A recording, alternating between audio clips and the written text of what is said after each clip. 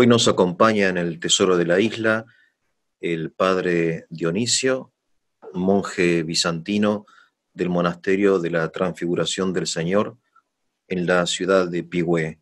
Con él estamos transitando un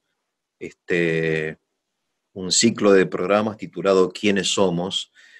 Y en el encuentro anterior él nos comentaba algo súper interesante, que es el significado del mate en la vida de los argentinos y la profundidad de esta cosa que aparentemente es solamente una infusión.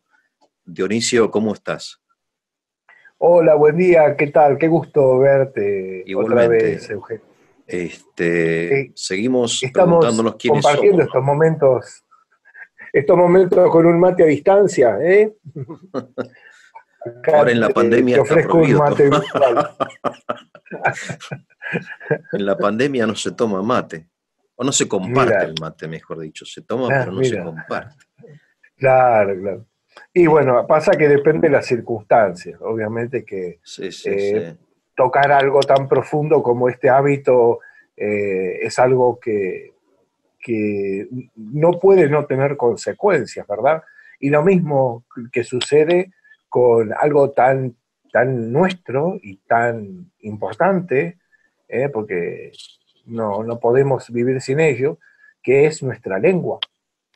Cuando Ajá. hablamos de nuestra lengua es no solamente el castellano o español, ambas acepciones, ambas palabras están muy bien, el castellano, como solemos decir en la Argentina, eh, es nuestro y también pertenecemos a él, ya que no inventamos el idioma desde ya, pero creo que uno le cambia la perspectiva saber que en la Argentina hablamos castellano desde antes que inclusive algunas zonas de la península ibérica.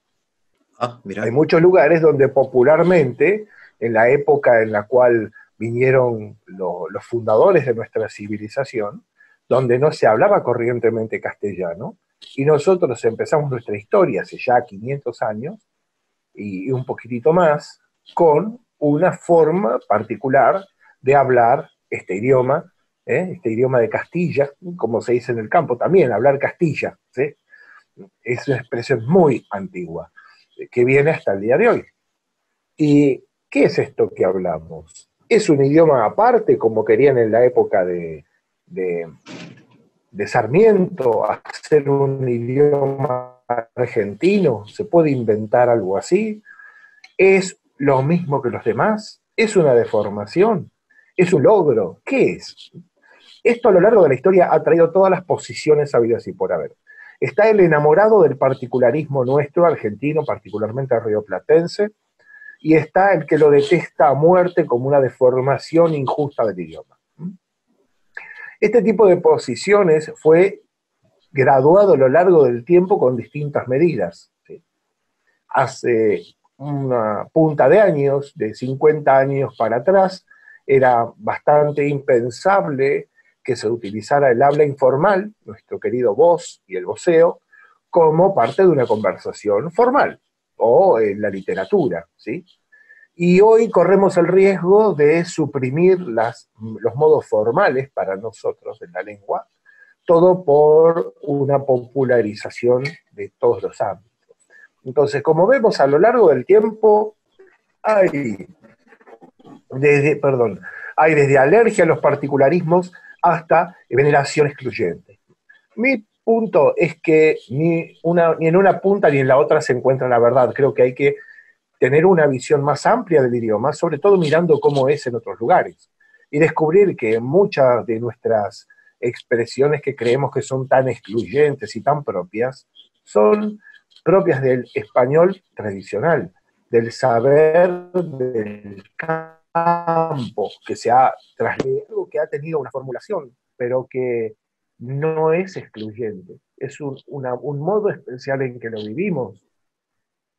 Podemos tener alguna que otra característica, pero, por ejemplo, se ha reconocido, sobre todo a partir de los años 80, la entidad propia de lo que se llama dialecto rioplatense. Entonces, lo que es Uruguay, provincia de Buenos Aires, y buena parte del territorio argentino, que ha sido habitada desde La Pampa, entonces tiene una manera peculiar de hablar, pero no es la única.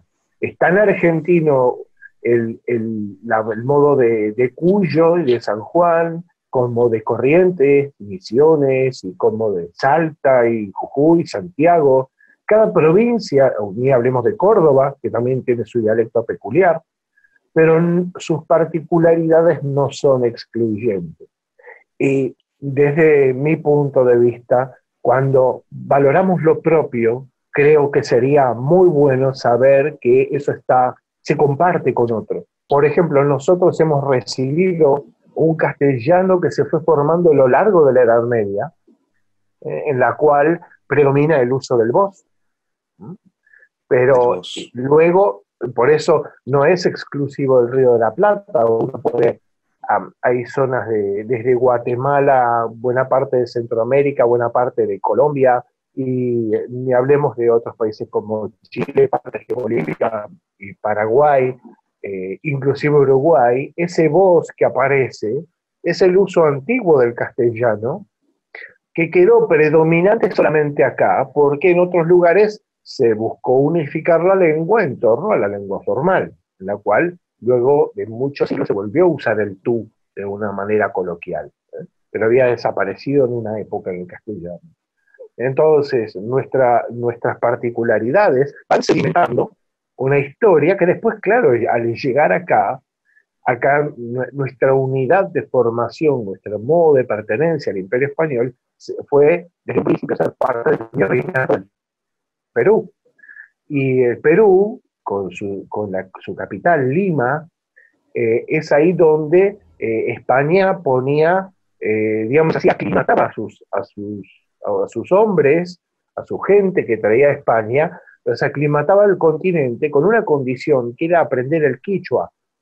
Y el idioma quichua, que era la lengua franca del Imperio Inca, también fue propuesta por España como un modo de unificar su comunicación con los indígenas. Entonces, no solamente que España le dio forma escrita al quichua, sino que lo enseñó en las cátedras de las universidades, y junto con el aymara fueron nuestros idiomas oficiales. Entonces, la razón por la cual, si uno escucha sobre todo en el rubro de la alimentación, en la alimentación va a ver que, por ejemplo, hay países que dicen cacahuete o cacahuate, nosotros decimos maní. Los demás dicen patata, nosotros decimos papa. Los demás dicen, dicen guisante, nosotros decimos poroto. ¿Sí? Eso va a ver que si uno mira la lista de países que tienen esa diferencia, son exactamente los que han formado parte del virreinato del Perú. Pues el uso de la lengua quichua, como junto con la española, en la cual fuimos absorbiendo tantos giros propios del quichua que ni siquiera nos damos cuenta que en la palabra pampa, tambo, pilcha, guita, cancha, todo eso es quichua. Quichua incorporado no por accidente o por una idea, digamos así, peregrina, sino como un modo de unificar a todos los pueblos y que tuvieran un lenguaje en común, no solamente el castellano, que venía ya como un idioma ya grandemente desarrollado, sino en las lenguas de nuestra tierra como el guaraní, quichua, aymara y otras, en las cuales se les ha donado existencia, podemos decir, al darle alfabeto y al darles literatura. Por esto, es tan fundamental recuperar la conexión con esta realidad que durante 300 años hemos vivido y convivido con las lenguas nativas, sino que las hemos ido incorporando y que la verdad es que las perdimos desde hace 200 años. Nuestra independencia fue firmada y escrita, redactada en castellano y en quichua. La no oficialidad de los idiomas fue una cosa que vino después, mucho después. Entonces, cuando vamos a ver nuestra historia y nuestra relación con las indígenas, yo animo calurosamente a estudiar la verdadera relación que había entre la iglesia, los misioneros, los encomenderos, las verdaderas relaciones, y no los estereotipos que nos vende alguna película o algún libro con una intención de escuela, digamos así, ¿no? Que sigue todo un programa ya tiene decidido desvalorizar lo que tenemos y se agarra a lo que viene. Digamos, la justa consideración de nuestro pasado necesariamente nos va a permitir que nos veamos de acuerdo a nuestro verdadero rostro. Entonces, la comprensión de nuestra lengua, de saber que el castellano es nuestro y lo es por derecho, que es una realidad que ha aglutinado y ha integrado tantos estratos diferentes, no solamente de las lenguas indígenas, sino de otras que han venido en la época de la gran inmigración, y que está en constante movimiento, porque el lenguaje no es algo quieto. Creo que es un motivo de orgullo, de agradecimiento a Dios por la preciosura de idioma que tenemos, que a lo sumo lo conoceremos poco, que a lo sumo no lo cultivaremos correctamente, pero son cosas que podemos solucionar fácilmente.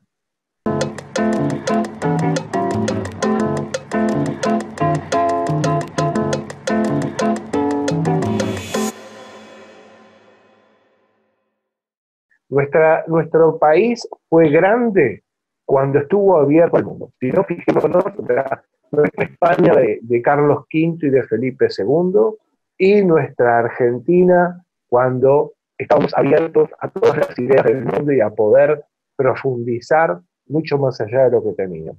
En cuanto nos cerramos, nos creemos el centro del mundo, nos empezamos a empobrecer rápidamente y nos encontramos asfixiados en una realidad de la cual no le vemos salida.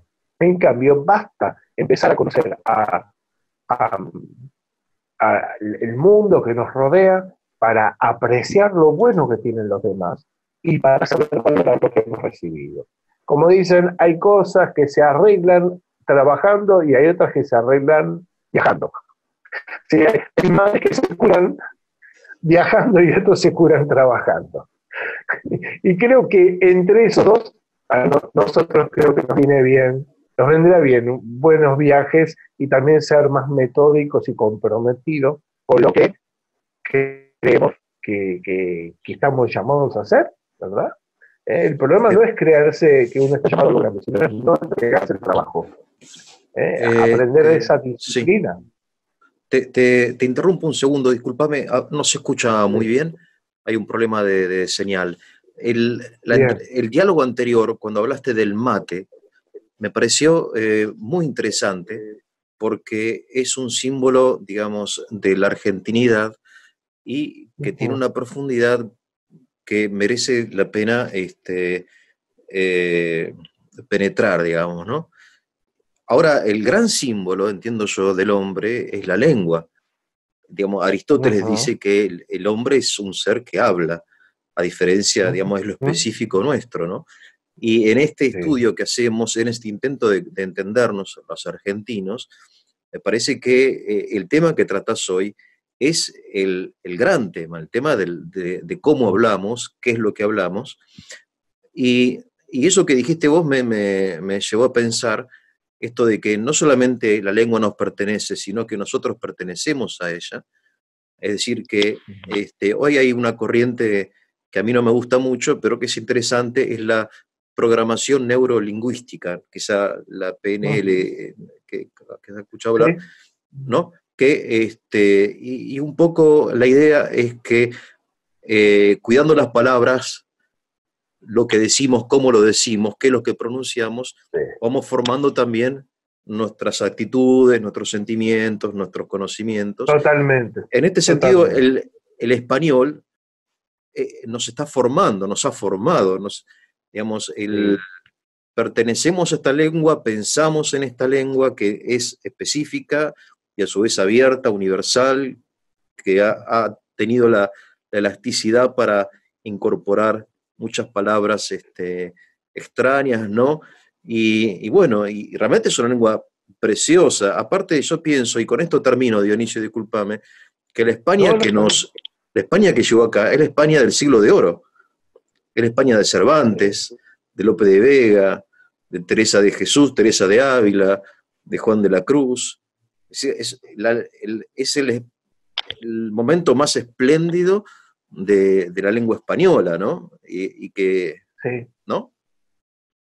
Además que es otra cosa, llega a España, llega a la iglesia y lejos de toda digamos así, la retórica melodramática del cruz y la espada y todo eso, hay muchas cosas, ¿cómo se llama? Mucho panfleto, mucha cosa antihistórica incorporada como si fuera la gran verdad. Sí, sí, la Sino, famosa leyenda negra. las mismas declaraciones de Eduardo Galeano cuando dijo que si él tuviera que hoy no escribiría Venas Abiertas de América Latina. Y hay millones de personas de nuestro continente hispano, ¿sí? Que tienen una especie así como de compulsión suicida cultural, de aborrecer todo lo que es, aborrecer España, aborrecer su ser indígena, una cosa totalmente suicida y absolutamente desprovista de conexión con la historia real. Pero claro, ¿qué pasa? Cuando uno, digamos así, se autodestruye, desde algún punto alguien saca beneficio de eso. Entonces, una cosa es tener autocrítica y otra cosa es ser autodestructivo, ser ignorante por vocación, digamos así, en la cual uno no puede aceptar de que no sabe y de que tiene que aprender y que tiene que salir de sí mismo y que tiene que conocer el mundo dentro de sus coordenadas reales. Entonces, una cosa está muy bien valorar lo ajeno. Vos sabés muy bien que el cultivo de los idiomas es fundamental, digamos, no ser mediocre, es decir, si uno va a saber otro idioma además del castellano, que lo recomiendo vivamente, que tiene que buscar ser lo más, digamos así, comprometido, pero eso implica que uno sea comprometido con la propia lengua, no quedarse con lo que vio cuando tenía 10 años. Estaba bien para ese momento, pero hay mucho más para ver. Y si nadie tiene la obligación moral de venir a cuidar lo mío, soy yo el que lo tengo que hacer. Entonces, nuestra lengua, como cualquier otra lengua, nos provee, digamos así, una matriz dentro de la cual existimos. Y no somos exactamente lo que somos nosotros fuera de esa lengua.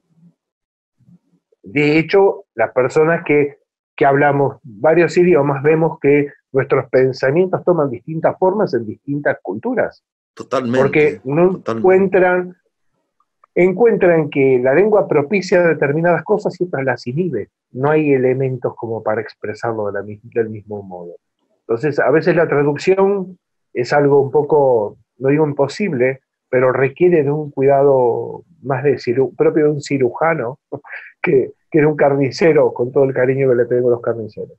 Es algo que hay que hacer con mucho cuidado, muchísima delicadeza. Por esto, como ya anuncio otro tema que es la vaca, nosotros y la vaca. El que viene es nosotros y la vaca, que hay mucho más para hablar, tal vez más de un capítulo. Nosotros y la vaca. Volviendo a esto, un saludo a todos los carniceros. Pero antes no está el caballo, antes de la vaca. ¿El caballo y la vaca está antes que el caballo? Sí, pero la vaca es a nuestro cuerpo lo que la lengua es al cerebro y lo que el mate es a todo el resto. Después lo vamos a hablar, ese tema. Ahora volviendo un poquito a la lengua. Sí. La dignidad de nuestros dialectos en ningún modo es una cosa disociada de la grandeza monumental de nuestra lengua y por supuesto no es una cosa, un panfleto en contra de las ajenas. Está muy bien y felicito a quien estudie 1, 2 o 3 idiomas cabalmente porque su mente va a tener muchísimo más aporte. Vuelvo a lo mismo, nunca fue tan grande nuestra lengua cuando era un imperio abierto a todos los mundos posibles. Claro. Cuando llegó España para acá, no solo vinieron españoles, se trajeron gente de Flandes, gente de Italia, se trajo lo más excelente que había en la época. Hubo gente de Grecia, gente de Rumania, de todos lugares vinculados a distintas acciones que había, de Portugal desde ya, y de los distintos, de otros lugares también. Pero que se buscó lo mejor que había y construir con lo mejor. Después, a lo largo del tiempo, muchas cosas perdieron esa tónica, y sobre todo, vuelvo a esto, por una lógica de la mediocridad. Partir de que lo nuestro es mejor. Claro. Es decir, tenemos que buscar lo mejor, pero saber valorar lo nuestro. No son dos cosas opuestas. Si el otro tiene algo para aportarme, es cuestión de necesidad en aprenderlo, el no quedarme encerrado en lo mío. Pero sería una ingenuidad muy peligrosa el tirar a la basura lo que somos con el prejuicio de que ya sabemos suficiente. Y eso es enormemente erróneo. Hay países con pasados mucho más trágicos que el nuestro y saben sacar muchas cosas positivas. Entonces, si no nos alimentamos, somos como un árbol. Si el árbol no hunde sus raíces, no recibe nutrimento de todas sus raíces, a veces la verdad puede ser dolorosa, pero no es mala. A veces puede ser dolorosa, pero podemos tomar algo bueno. Entonces, tenemos potencial para crecer. Hay una canción de Serrat que dice: nunca es triste la verdad, lo que no tiene es remedio, ¿verdad? Y eso, de alguna manera, hay que aceptar las cosas, pero también conocerlas con ojos desnudos. Si yo veo todo color amarillo, posiblemente, casi seguro, tengo un anteojo amarillo. Si veo todo rosa, tengo anteojos rosa. Y si veo todo negro, tengo anteojos negros. Pero no estoy viendo las cosas, no me dejo afectar por ellas, en las cuales hay de todo, ¿sí? Hasta en el paisaje más monótono, las cosas tienen diferentes colores. El cielo es de un color, el suelo es de otro. Entonces, no comprar anteojos para simplificar las cosas, porque lo vamos a pagar caro. El fruto es la mediocridad y el fracaso, en todo. Es como puede pasar en una relación personal, puede pasar en un matrimonio, puede pasar en una carrera, en una amistad. Si uno no se compromete con eso, ya sabe que en algún momento va a padecer las consecuencias.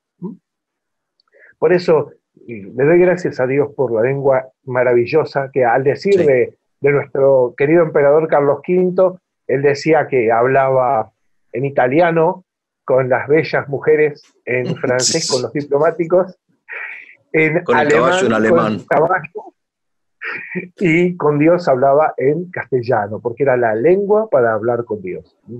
Una lengua muy rica, muy expresiva y muy profunda. Así que saludos a todos. Y gracias. Te saludo a vos. Hasta la próxima. Muchísimo. Hasta la próxima será la vaca y después el caballo. La vaca y nosotros. La vaca y nosotros, después la papa y nosotros. También faltan muchas más. Te mando un abrazo, gracias. Gracias, igualmente. Cariños a todos los que ven y pongan like. Dale.